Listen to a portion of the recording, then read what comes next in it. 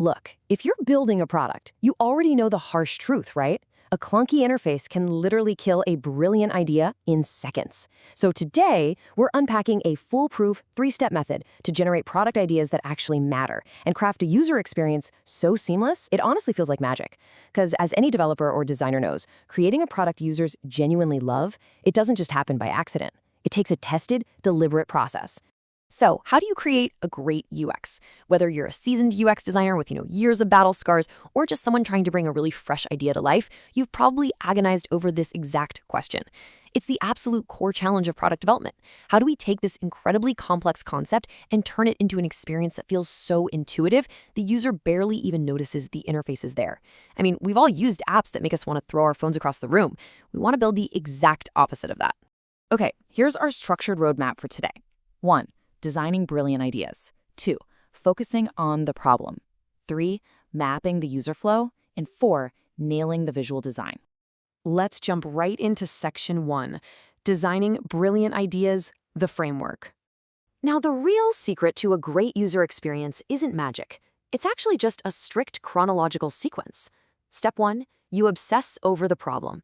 Step 2, map the user flow. Step 3, nail the visual design. Honestly, if you scramble this order, you risk wasting countless hours building something literally nobody wants to use. Think of this like an architectural blueprint. You wouldn't start painting the walls before you even poured the foundation, right?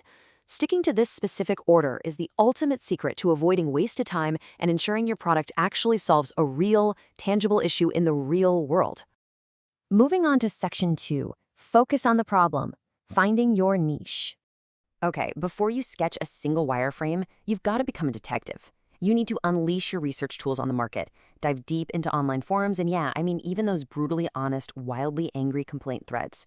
You need to gauge the true, agonizing size of the issue people are facing. Like, what are they actually screaming about online? What daily friction is driving them completely crazy? By analyzing exactly what people are saying, you aren't just taking a wild guess at a solution. You're hunting for a specific niche where you can focus your efforts and make a massive, immediate impact. Now, I know it's incredibly tempting to try and build this Swiss Army knife product that solves every conceivable problem for everyone right out of the gate, but you really have to resist that urge. The source material is absolutely adamant about this. Narrow your crosshairs onto a highly specific niche, because when you try to be everything to everyone, you usually end up being nothing to anyone. Master that one specific niche first. Build something incredibly valuable for a very focused group of people, and then, gradually refine and expand it over time based on actual user feedback. All right, section 3, map the user flow, the step-by-step pathway. So here is the absolute biggest pitfall in product design, and honestly, it traps even the most experienced designers. It's that overwhelming urge to start making things look pretty. You have to fight that instinct with everything you've got. Don't just go straight to the visual design part. I know it feels super rewarding to start picking out colors and fonts, but if the underlying structural flow is broken, a fresh coat of paint isn't going to save it. Your entire focus here just has to remain totally locked on how the user actually navigates the solution from point A to point B. So instead of choosing color palettes, your sole priority right now should be mapping out what's called the happy path.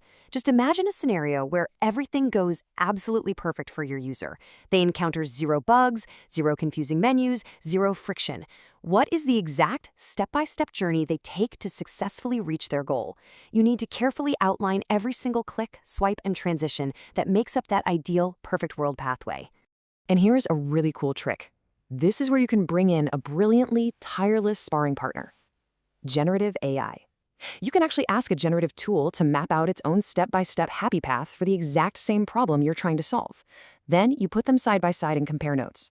Where your human intuition might have missed a technical step, the generated pathway fills the gap.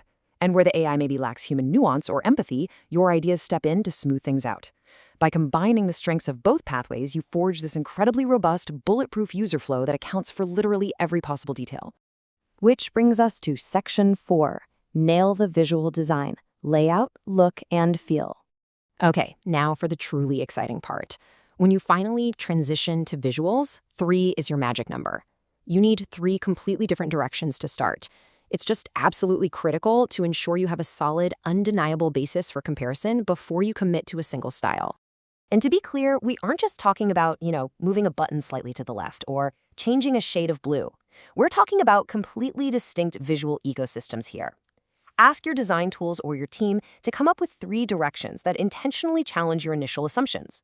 You want to see wildly varied layout approaches, a contrasting visual look, and a totally distinct emotional feel.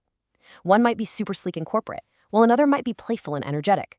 Having this variety forces you to think critically about what actually serves your users best. Actually, you want to push the creative envelope even further? This source suggests expanding your horizons to 6 distinct visual directions. Having up to 6 totally separate layouts gives you this incredibly wide spectrum of choices to compare. It totally prevents you from just settling on the first decent idea and guarantees your final choice is the absolute best possible iteration of your vision. But look, no matter how many wild layouts you explore, your final directive is always this: strip away the excess. Actively minimize the amount of visual noise. Think of it kind of like a funnel. You take all those brilliant creative ideas and funnel them down into an experience that is ruthlessly clean, highly focused, and beautifully intuitive. If a visual element doesn't actively help the user navigate that happy path we mapped out earlier, just get rid of it. Because at the end of the day, clarity always beats cleverness in great UX design. So, as we wrap up this explainer, I'll leave you with a challenge for your very next project. Are you going to jump straight to visuals and risk building a beautiful product that nobody actually needs? Or are you ready to stop, obsess over the specific niche problem, perfectly map the step-by-step user flow, and guarantee a truly great user experience?